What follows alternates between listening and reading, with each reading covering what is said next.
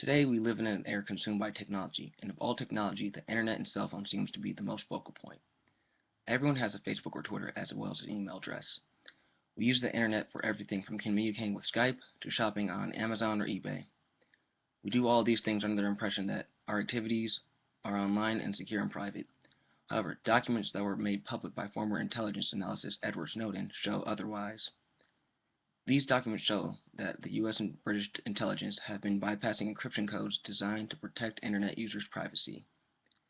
By the end of my speech, my audience will know the government's ways of bypassing these codes, what they're looking for exactly, and how to maintain some form of privacy and prevent from being tracked. First, I would like to discuss the ways in which the government is capable of doing so. The U.S. national security, as well as the British branch government communication headquarters, have been found to have been using a combination of supercomputers as well as brute force programs to carry out their encryption bypassing, according to New York Times and ProPublica.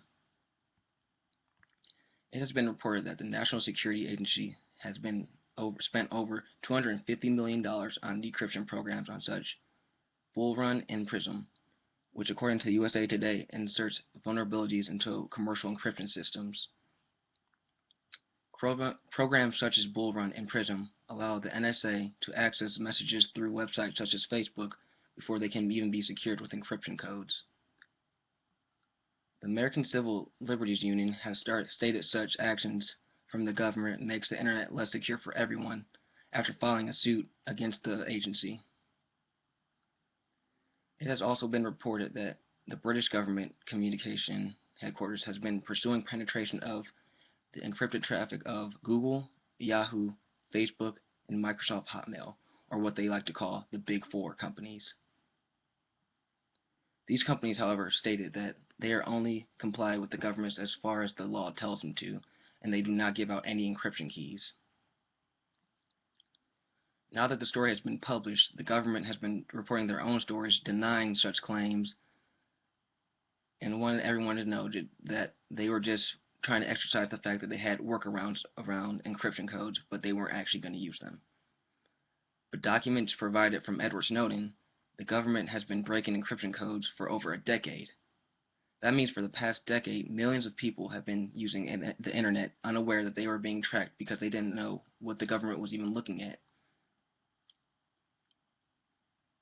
According to Nicole Perlroth, the PBS News reporter, the agency's initial intention to use these was to intercept terrorist messages and bank accounts, but because it's no longer a targeted process and is more randomized, it's hard to believe that our national security is what's in mind.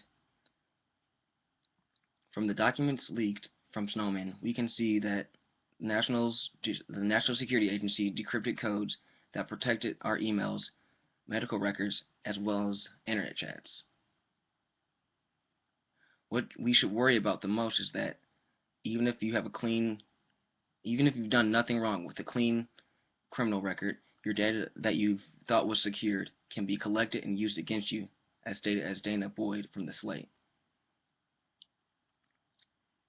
This can be supported by the fact that the National Security Agency has been accused of collecting phone records of all Verizon Wireless members, no matter if they raise suspicion or not, by Guardian reporter Glenn Greenwald. And even if your records have been wiped from your provider's database, chances are the government still has them. Seeing that we can't stop the governments from tracking our activities, there are some methods that we can practice to improve our security. Thanks to new apps such as Silent Circle and Redphone, we can feel a lot more secure talking on cell phones. This is because the app allows users to take their conversations off the provider's voice networks and put them on either their data network or their Wi-Fi network with an encryption, which adds security. Another program that helps users is a program called CJDNS, which is ran by its own MeshNet project, which aims to create a new secure government-free internet. This helps users by letting them communicate without using the infrastructures of large telecom companies.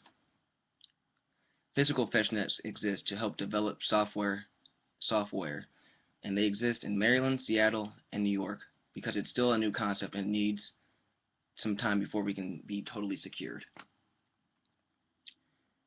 Living in today's era, we are faced with new technology that advances every day. The focal point of these technologies seem to be the internet as well as cell phones, with the majority of people owning a cell phone and having email address as well as a Facebook. The acknowledgement of the US and British government's tracking activities has caused a concern throughout the whole world. The document shown by Edward Snowden has shown us exactly how we are being tracked with the use of supercomputers and brute force, as well as showing us that they were looking at us. From this speech, I hope you were able to gain some knowledge on mass government surveillance, as well as some know-how to protect yourself from being tracked by the government and being aware. And even if you're a clean criminal record, the last Google search you just made very well could have been tracked by the government.